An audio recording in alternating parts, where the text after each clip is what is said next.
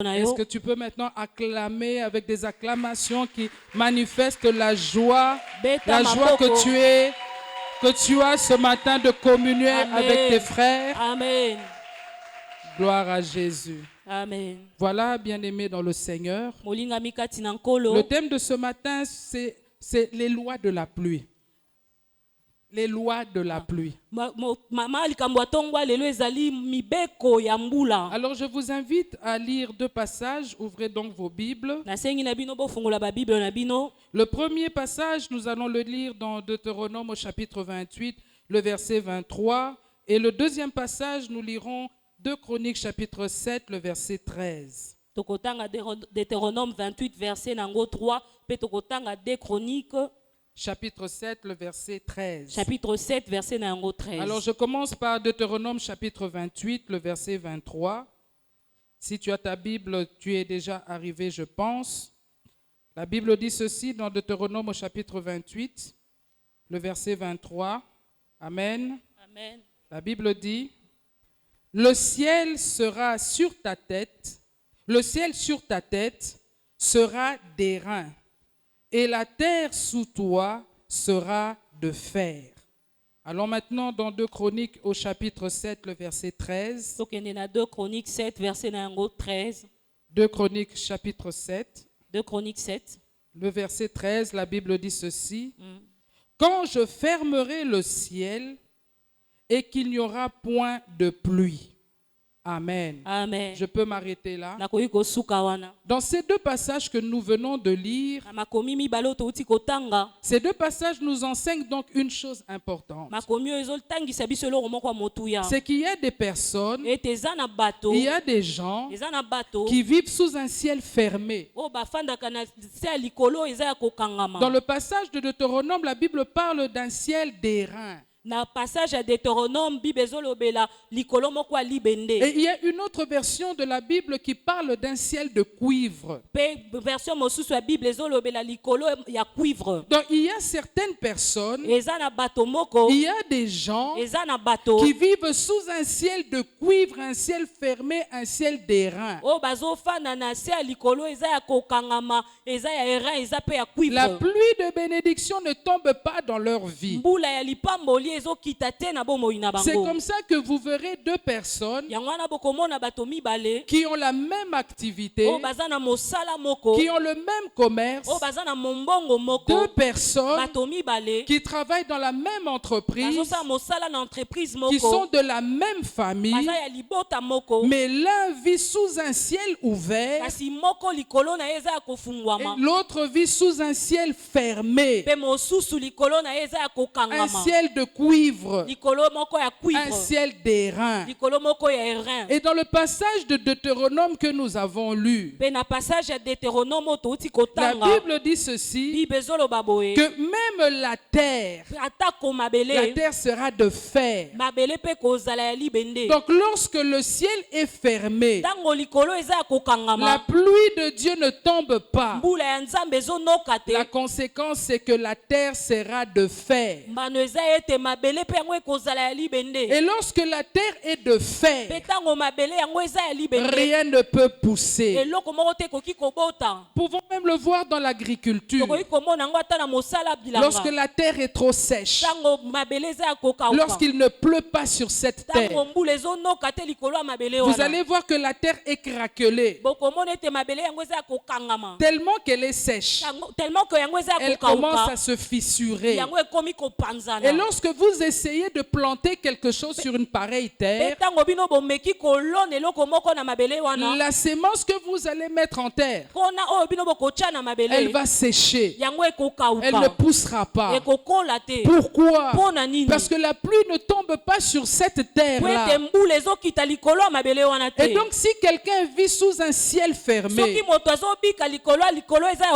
sa terre est sèche, sa terre est craquelée, Ça veut dire simplement qu'il est sous un régime de sécheresse. Ça veut dire qu'il ne peut pas avancer.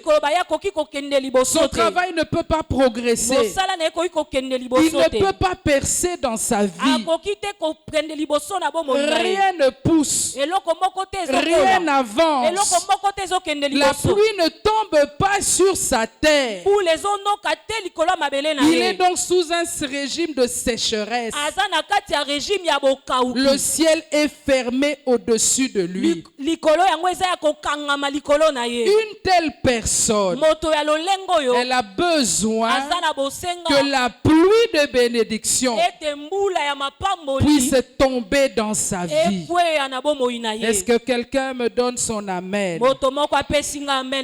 Alors lorsque la pluie tombe dans nos vies, la pluie de bénédiction, la pluie divine, nous avions vu le dimanche passé que la pluie divine symbolise la bénédiction, les bénédictions de Dieu. La pluie dans la Bible symbolise la faveur de Dieu. C'est l'esprit de Dieu. C'est l'onction pour la prospérité. L'onction pour la percée. L'onction pour l'avancement. C'est ce que symbolise la pluie dans la parole de Dieu. Alors lorsque la pluie tombe dans notre vie, qu'est-ce qu'elle fait? Allons dans Ésaïe au chapitre 55. Nous allons lire le verset 10. J'aimerais que quelqu'un dise avec moi ce matin: Seigneur, j'ai besoin de la pluie de bénédiction. Seigneur, j'ai besoin de la pluie de bénédiction. Ésaïe chapitre 55. Isaïe 55. Nous allons lire le verset 10.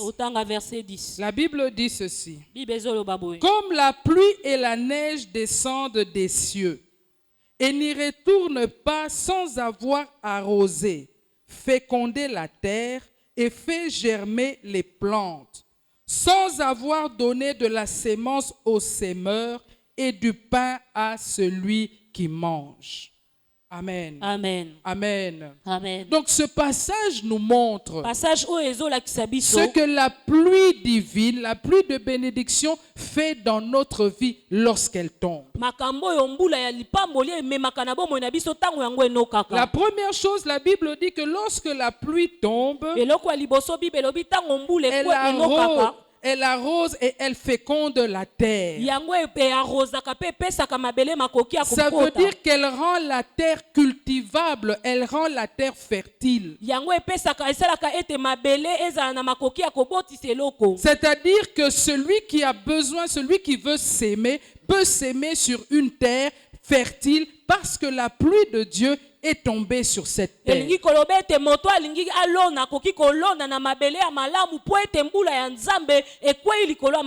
donc cela fera éclore ce qui a été sémé.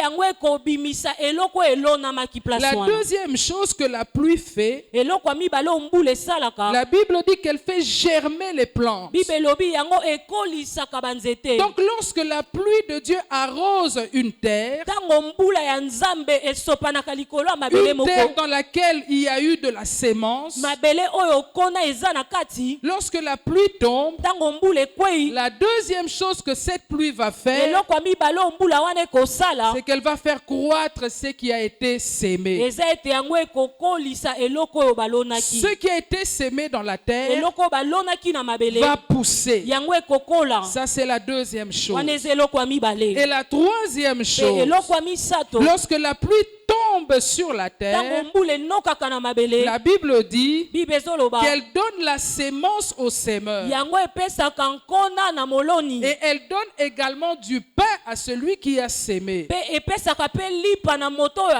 Ça veut dire que lorsque la pluie tombe, lorsque Dieu arrose une terre, sur laquelle, cette terre sur laquelle il y a eu la sémence,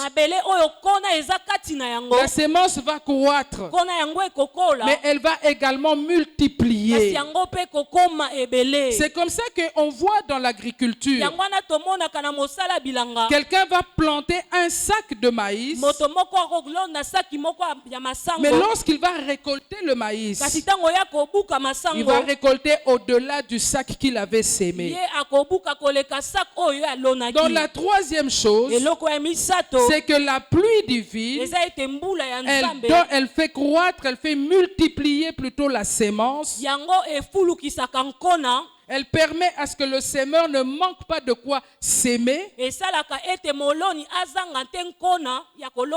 en plus, elle lui donne à manger. C'est ce que la pluie divine fait dans la vie d'une personne. Lorsque Dieu arrose ton travail, lorsque Dieu arrose ton activité, lorsque la faveur de Dieu est dans tes entreprises, sur toute ta vie, tu vas percer, tu vas avancer, parce que la pluie de Dieu tombe sur la terre qui est ta vie. Tu ne manqueras jamais de quoi manger, parce que la faveur divine, la bénédiction de Dieu est sur ta vie. Et que l'esprit de Dieu, l'esprit de la prospérité, l'esprit de la percée travaille pour que tu ailles de l'avant. Alléluia. Amen. Alléluia. Amen. Est-ce que tu peux dire un amen qui m'encourage ce matin? Mais la pluie de Dieu, cette pluie de bénédiction dont nous avons parlé le dimanche passé, elle ne tombe pas par hasard dans la vie de quelqu'un. Il ne faut pas penser que parce qu'on parle de la pluie de bénédiction, qu'elle va tomber automatiquement dans ta vie. Que tu vas te dire, je vais m'asseoir dans un coin et je vais attendre que la pluie de bénédiction, je vais attendre que Dieu arrose ma vie. Il y a la part de Dieu, mais il y a également notre part à nous. Il y a des choses que nous devons faire. Il y a des clés que nous devons activer pour que cette pluie promise par Dieu puisse arroser nos vies. Et le dimanche passé, nous avons parlé de 7 clés. Quelqu'un d'autre peut parler de 3, de 10, de 15. Mais le Seigneur nous avait mis à cœur de parler de 7 clés pour faire tomber la pluie de Dieu dans nos vies. La première pluie dont nous avons parlé, c'était le travail. Ensuite, nous avons parlé de la crainte de Dieu. La troisième clé dont nous avions parlé, c'était la repentance et le jeûne. La quatrième clé, nous avions parlé de la sémence. La cinquième clé, nous avions parlé de l'adoration. Et nous avions pris l'adoration dans sa dimension de servir Dieu. La sixième clé, ou la septième clé, nous avons parlé de la prière. Ce sont ces 7 clés dont nous avons parlé dimanche, que tu dois mettre en action, que tu dois activer dans ta vie, pour que tu puisses voir la pluie divine arroser ton travail, arroser tes activités, arroser toute ta vie. Mais il est important que tu puisses savoir que ces clés dont nous nous avons parlé, les clés dont nous avons parlé le dimanche passé, il est vrai que ce sont les clés qui activent la pluie divine dans nos vies. Mais il est important que tu saches que lorsque tu prends la décision d'activer ces clés, ce n'est pas d'une manière ponctuelle, c'est-à-dire que ce n'est pas de temps en temps. Mais pour que tu puisses voir la pluie de Dieu dans ta vie, à travers les clés dont nous avons parlé, le grand secret, c'est la persévérance. Est-ce que quelqu'un peut dire avec moi la persévérance? La persévérance. Est-ce que tu peux dire à haute voix la persévérance? La persévérance. Nous allons ouvrir nos Bibles dans Jacques au chapitre 5. Jacques chapitre 5. Jacques chapitre 5. Et nous allons lire le 7e verset. Verset 7. Je vais lire au nom de Jésus. Jacques chapitre 5 verset 7 à partir de nous allons lire la partie B. La Bible dit: le laboureur attend le précieux fruit de la terre. Prenons patience à son égard, jusqu'à ce qu'il ait reçu les pluies de la première et de l'arrière-saison. Amen. Amen. Dans ce passage, l'apôtre Jacques nous parle d'un laboureur. Et lorsqu'il parle du laboureur, il ne s'agit pas d'un simple travailleur. Mais nous comprenons qu'il s'agit du propriétaire de la terre. Et la Bible dit que le laboureur, il prend patience. Il prend patience en attendant le fruit que la terre va lui donner. Parce qu'il sait que Dieu fera tomber la pluie de l'arrière et de la première saison. Mais l'accent est mis sur une chose importante. C'est que le laboureur prend patience. Patience en grec est rendue par epumone. Patience na grec bazobengango epumone. Est rendu par le mot upumone. Bazobengango na kombo ya upumone. Qui implique l'idée de la persévérance. L'idée de la fermeté. L'idée de la constance. Donc ici patience est pris dans l'idée de persévérance. Dans l'idée de constance, dans l'idée de fermeté. Et la Bible nous montre que le laboureur, lorsqu'il a sémé, il sait une chose, qu'il récoltera. Et il attend avec patience le fruit que la terre va lui donner. Il attend avec patience. Parce qu'il faut aussi savoir que la persévérance, c'est une dimension de la foi. Donc le laboureur qui a sémé, il attend, il croit que la terre lui produira ce qu'il a sémé. Parce que sa foi, il la place en Dieu. Dieu qui est le Père de la pluie. Et il croit fermement qu'il va récolter. Et il croit fermement que Dieu lui enverra la pluie, la première pluie et la deuxième pluie. La première pluie, c'est la pluie, comme je l'ai dit, qui rend la terre fertile, qui rend la terre labourable. Et donc le laboureur sème, et il attend, et il croit, et il persévère dans la foi. Parce qu'il faut comprendre une chose, que la patience, la persévérance, ce n'est pas s'asseoir dans un coin. et attendre. Mais quand on parle de la persévérance, on voit également l'action. Ça veut dire que celui qui est persévérant, celui qui a la foi en Dieu, qui place sa foi en Dieu, il ne reste pas les mains croisées.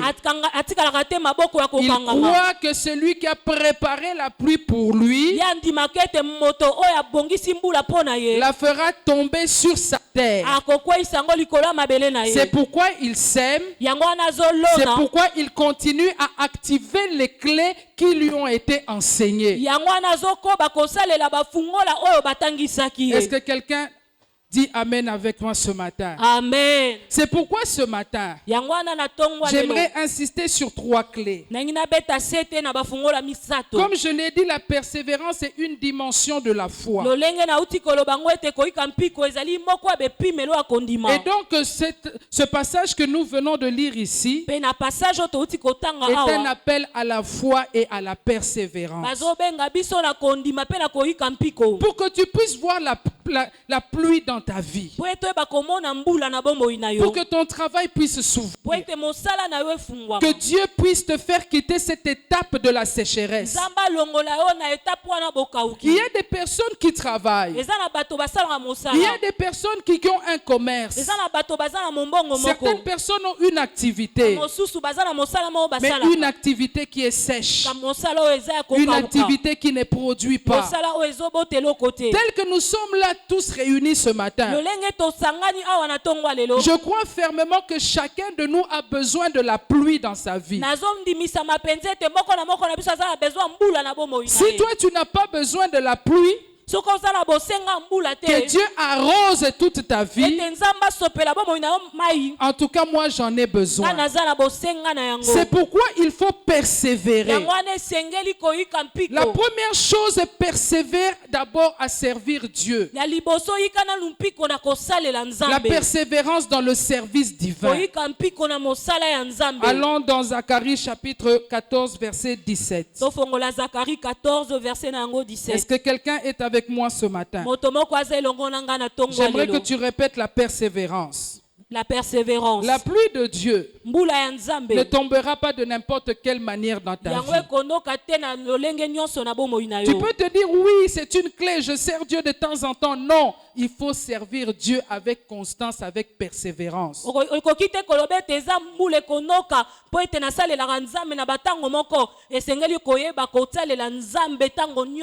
Le verset 17 dans Zacharie 14 dit ceci.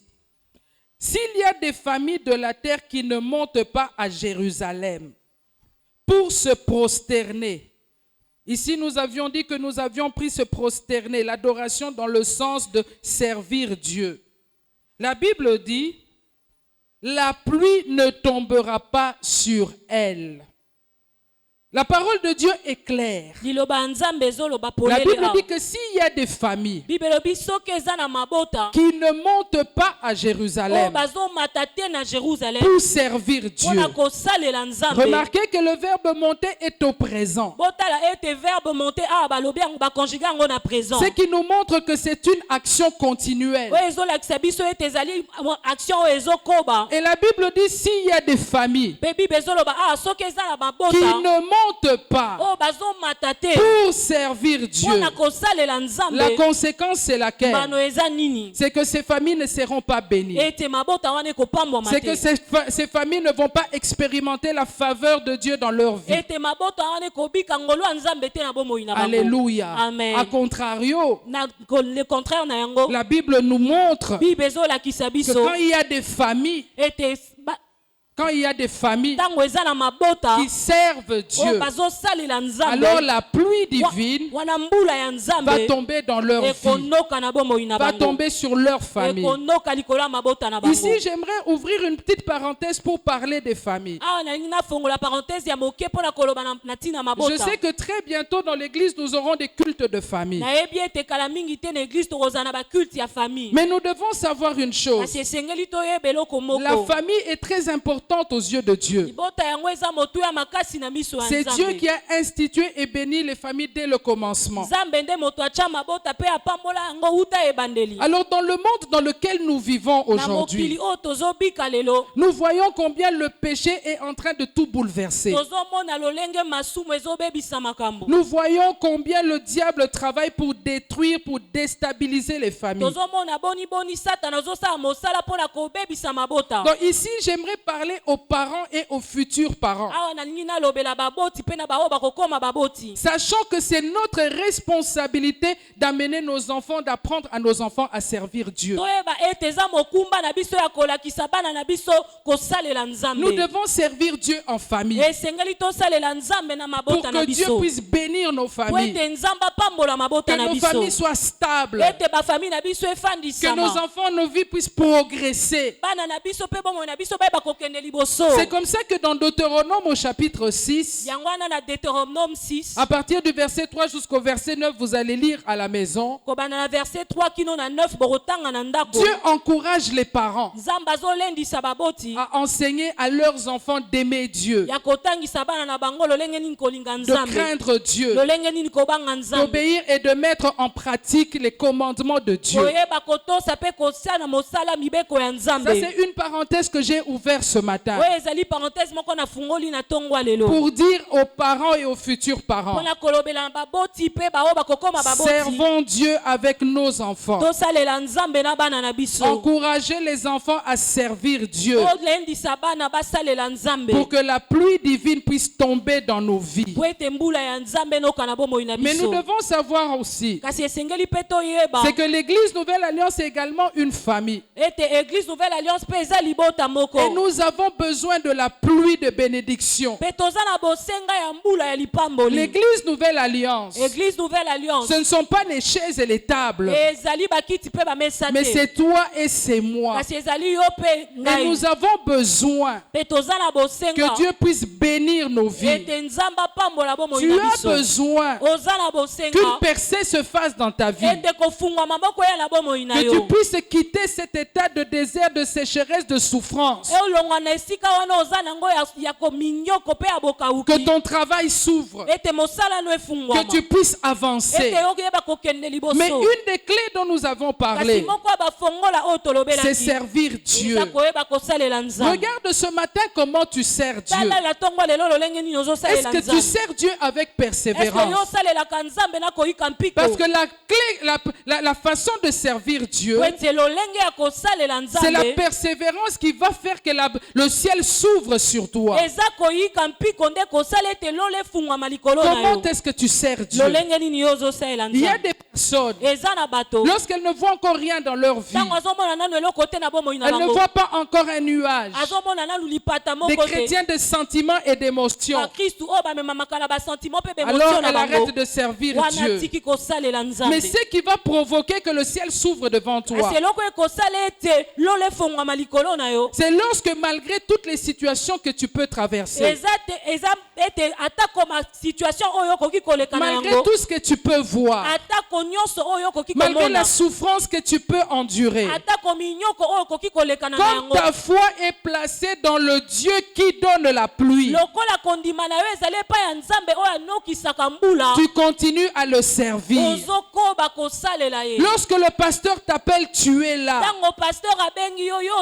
Tu n'as même pas besoin qu'il puisse t'appeler, te visiter, que les gens viennent te dire c'est non. Tu comprends que ma bénédiction, elle dépend de Dieu.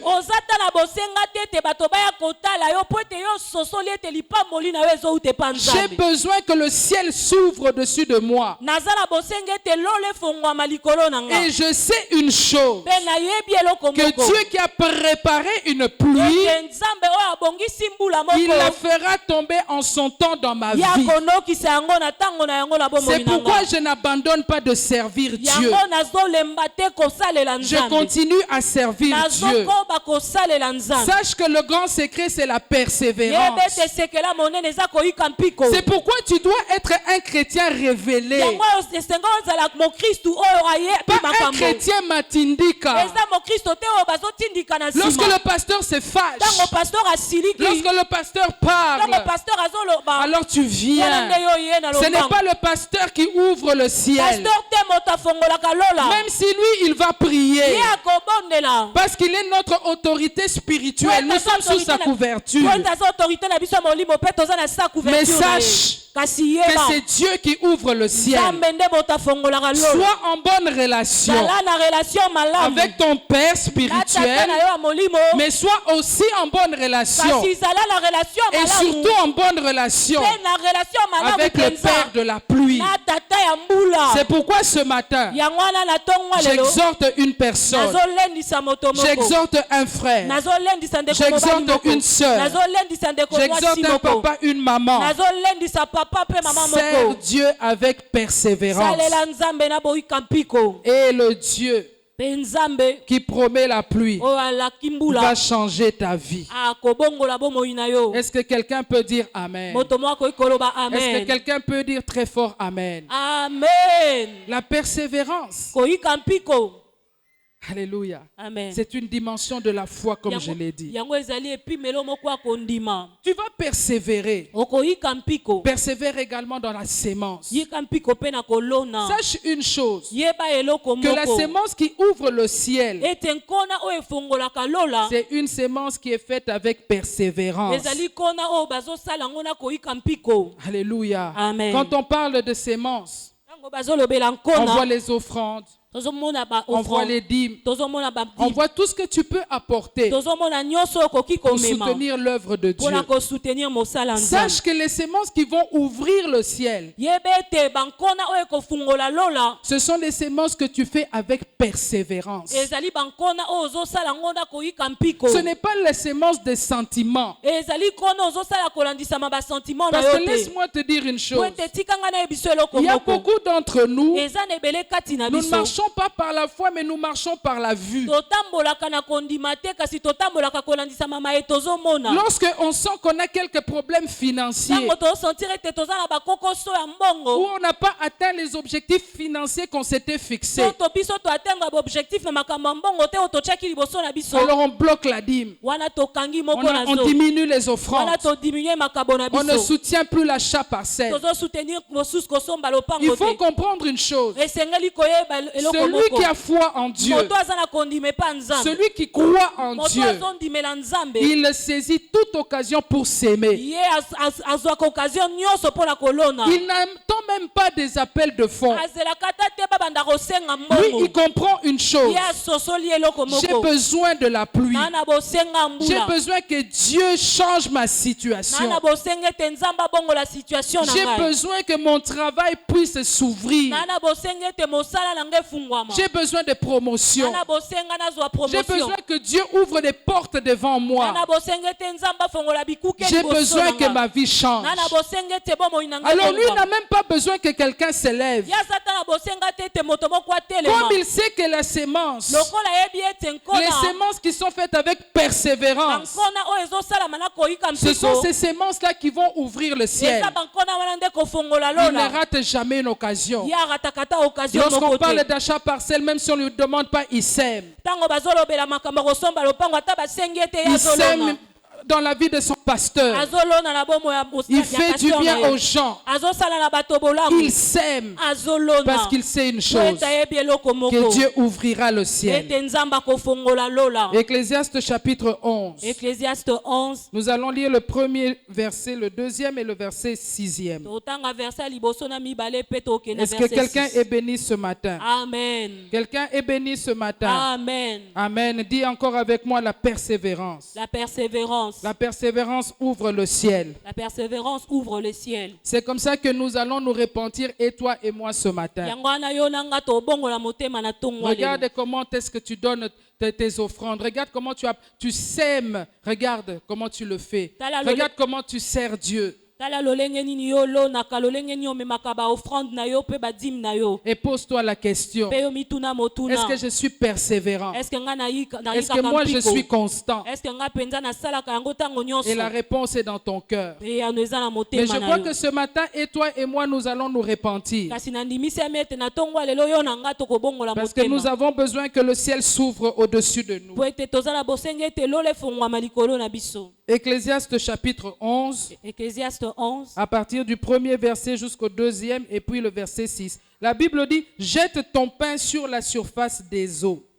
Le pain, c'est le bien que nous avons, c'est l'argent que nous avons. Et la Bible dit, jette ton pain sur la surface des eaux.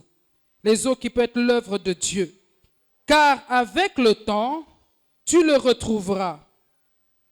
Donne-en une part à 7 et même à 8, car tu ne sais pas quel malheur peut arriver sur la terre. Verset 6, la Bible dit, dès le matin sème ta sémence, et le soir ne laisse pas reposer ta main.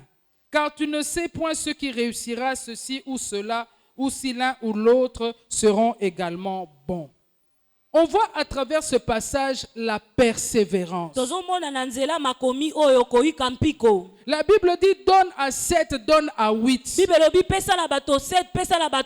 Ne laisse pas reposer ta main. Ne laisse pas reposer ta main. Le matin sème. Le soir sème. À chaque parcelle tu donnes. Ta dîme tu apportes. Tes offrandes tu apportes. L'offrande du loyer tu es là. Bénir le pasteur tu es là. La Bible dit ne laisse pas reposer ta main. C'est la persévérance et la constance. Et ce que j'aime, c'est que la Bible nous donne une assurance pour dire que nous allons le retrouver. Donc ce que tu sais, tu vas le retrouver au temps de Dieu. Ça veut dire que Dieu va ouvrir le ciel sur ta vie et que tu sortiras de la situation dans laquelle tu es. Tu sortiras de la situation dans laquelle tu es. Nous serons ici pendant 15 jours. Je crois que nous connaissons très bien ce programme. À partir du dimanche prochain, nous allons venir prier ici pendant 15 jours. Tu peux prendre la décision. Tu dis Seigneur, moi je veux mettre en pratique ta parole. À partir d'aujourd'hui, j'entre dans la persévérance. Alors pendant ces 15 jours, tu peux prendre la décision. Tu te dis j'apporterai 3000 francs chaque jour. Je serai là dimanche avec mes 3000 francs. Je serai là lundi avec mes 3000 francs. Pendant tous les 15 jours, je vais apporter mes 3000 francs. Alléluia. Amen. Parce que le but de ma vie, c'est que le ciel s'ouvre au-dessus de moi. C'est pourquoi à la sémence, il faut ajouter la prière. Nous avons vu que la prière également est une des clés pour que le ciel s'ouvre. Amen, amen. Amen. Zacharie chapitre 10 verset 1er. Ouvre ta Bible et souligne ces passages. Zacharie chapitre 10 le verset 1er. Qu'est-ce que la Bible nous recommande? La Bible dit demandez à l'Éternel la pluie du printemps. L'Éternel produira des éclairs et il vous enverra une abondante pluie. Il donnera à chacun l'herbe de son champ. La Bible dit demander. C'est la persévérance demandée. Et dit demander la pluie à Dieu. Et Dieu qui écoute la prière. Et Dieu qui exauce la prière. Il vous enverra une pluie. Et pas n'importe quelle pluie. Mais la Bible dit une pluie abondante. Est-ce qu'il y a quelqu'un qui veut une pluie abondante dans sa vie? Est-ce qu'il y a quelqu'un qui a soif d'avoir une pluie abondante dans sa vie? Ton amen va refléter ta soif. C'est pourquoi je répète ma question encore. Est-ce qu'il y a quelqu'un qui a soif de voir la pluie abondante dans sa vie? La Bible te dit demande. Mais tu vas demander comment? Tu vas demander avec persévérance. C'est-à-dire chaque jour, tu vas prier. Tu ne vas pas abandonner. Quel que soit ce que tu traverses, quel que soit ce que tu vois, tu vas continuer à prier. Tu vas persévérer dans ta prière jusqu'à ce que Dieu va envoyer cette pluie abondante. Tu n'abandonneras pas. C'est ce que Jésus avait dit dans Luc chapitre 18 lorsqu'il parle de la parabole du juge inique. Il dit cette parabole, c'est pour que vous puissiez prier et ne pas vous relâcher. C'est pourquoi je prie ce matin que quelqu'un reçoive la force de la prière, qu'il ne se relâche plus, mais qu'il persévère jusqu'à ce qu'il va voir la pluie abondante tomber dans sa vie. Parce qu'il y a encore une chose importante que tu dois connaître. C'est que la pluie, elle ne tombe pas de n'importe quelle manière. Elle ne tombe pas par hasard. Nous avions dit qu'il y a des clés qui activent la pluie. Mais Dieu, il a donné également des lois à la pluie. Je voudrais que nous puissions lire un passage avant que rapidement je ne puisse t'expliquer. Job chapitre 28. Job chapitre 28. Job 28. Verset 26. Verset 26. Dis avec moi ce matin, Seigneur, je veux ta pluie. Seigneur, je veux ta pluie. Dis très fort avec moi, je veux ta pluie. Je veux ta pluie. Job chapitre 28, verset 26. La Bible dit, quand il donna des lois à la pluie, et qu'il traça la route de l'éclair et du tonnerre. Ce passage nous montre que Dieu, qui est le père de la pluie, il a donné des lois à la pluie. Ça veut dire qu'il y a certaines lois qui vont provoquer que la pluie puisse tomber. Même de manière scientifique. Lorsque vous regardez la science, la science va vous parler du cycle d'eau. Ça veut dire quoi? C'est-à-dire que lorsque l'eau est réchauffée, elle se transforme en vapeur. Et cette vapeur, elle va monter vers le ciel. Et ensuite, elle va se condenser. Ça veut dire qu'elle va devenir des nuages. Et ces nuages-là vont se rassembler. C'est pour dire de manière sommaire. Ces nuages vont se rassembler. Et lorsqu'ils vont se rassembler, ils vont atteindre un certain poids. Et ensuite, la pluie va tomber. Les nuages vont éclater. Et la pluie va tomber sur la terre. Sache que de manière spirituelle, c'est la même chose. La pluie qui va tomber dans ta vie, elle ne viendra que de toi-même. C'est lorsque tu persévères dans la sémence, tu persévères dans la prière, prière. Tu es en train de s'aimer. Tu es en train de prier. Sache que ta sémence, tes prières, se transforment en vapeur. Et elles sont en train de monter vers le ciel. Et là, Jésus, qui est le soleil de la justice, il accueille cette vapeur-là, qui sont les prières que tu fais, qui sont les sémences que tu fais. Et il les transforme en nuages. Et il les transforme en nuages. Chaque fois que tu es en train de s'aimer, sache que c'est la vapeur qui monte. Chaque fois que tu es en train de prier, Seigneur, donne-moi la pluie. Seigneur, change mon travail. Seigneur, change ma vie. Sors-moi de la sécheresse. Lorsque tu es en train de prier, c'est la vapeur qui est en train de monter. C'est la vapeur qui est en train de monter. Et cette vapeur-là est en train de se transformer. Christ les transforme dans la présence de Dieu. Il est en train de les transformer en nuages. En nuages qui s'accumulent. En nuages qui s'accumulent. Et à un certain moment, lorsque le nuage sera lourd, lorsque le nuage sera lourd, la pluie va tomber. La pluie va tomber. La pluie va tomber. La pluie va tomber. Ta vie sera changée. Ta vie sera transformée. Alléluia. C'est comme Corneille.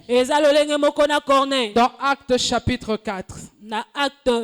Pardon, Actes chapitre 10, verset 4. Pierre lui dit ceci. Il dit tes aumônes, tes prières sont montées et Dieu s'est souvenu de toi. Je prie ce matin que Dieu se souvienne de quelqu'un. Sache que ce qui fait véritablement le nuage, ce sont les offrandes ou les sémences et les prières que tu fais. C'est ça véritablement qui monte vers Dieu et qui se transforme en nuage. C'est pourquoi j'aimerais encourager ce matin quelqu'un qui m'écoute, ne te relâche pas. Ce matin, prends la décision. Il est 15 jours de prière. Je ne manquerai aucun jour. Je vais faire monter la vapeur. Chaque jour, je serai là à 17h avec ma sémence, avec la prière. D'un côté la sémence, de l'autre côté la prière. Je serai là chaque jour pour faire monter la vapeur, pour faire monter la vapeur. Et je sais une chose, que le Dieu qui s'est souvenu de Corneille se souviendra de moi également. Que Dieu se souvienne de toi ce matin. Que Dieu se souvienne de ton travail. Que Dieu se souvienne de ta maison. Que Dieu se souvienne de tes projets. Que Dieu ouvre le ciel devant toi. Que Dieu ouvre le ciel au-dessus de toi. Mais le grand secret, c'est la persévérance. Le grand secret, c'est la persévérance. Le diable viendra pour t'affaiblir. Il viendra pour te montrer que non, ce n'est pas la peine. Quand tu n'as pas d'argent, ne donne pas. Mais moi, je me souviens d'une parole. Celui qui sème avec larmes, il récolte avec cri de joie. Il récolte avec cri de joie. Sème avec larmes. Ne ferme pas ton cœur. Dis-toi chaque dimanche, moi je vais donner pour l'achat parcelle. Même 1000 francs. Même 500 francs. Si c'est ce que Dieu a mis entre tes mains, dis-moi, je ne laisse passer aucune occasion. Je veux que les nuages là-bas, que la vapeur monte. Je veux que la vapeur monte. Que là-bas les nuages s'accumulent afin que Dieu fasse éclater la pluie en son temps. Lève-toi, nous allons prier. Lève-toi là où tu es ce matin. J'aimerais que nous puissions prier. Lève-toi avec courage. Dieu va se souvenir de toi. La persévérance et une dimension de la foi. C'est Dieu qui ouvre le ciel. C'est Dieu qui bénit. C'est Dieu qui transforme le désert en oasis. Le désert de ton travail peut être transformé par Dieu. Par la pluie que Dieu va faire tomber sur ton travail. Les promotions vont venir. La vie va changer. Dieu peut te sortir de la souffrance dans laquelle tu es. Dieu peut, la faveur de Dieu peut ouvrir toutes les portes qui sont fermées devant toi. Dieu peut changer ton histoire. Dieu peut changer ton histoire. Parce qu'il en a la capacité. Il est le Dieu, le Père de la pluie. Mais il te faut la persévérance. C'est pourquoi j'aimerais que tu lèves tes deux mains ce matin. Que tu puisses prier. Demande à Dieu la persévérance. La persévérance dans le service. Si tu t'étais relâché, que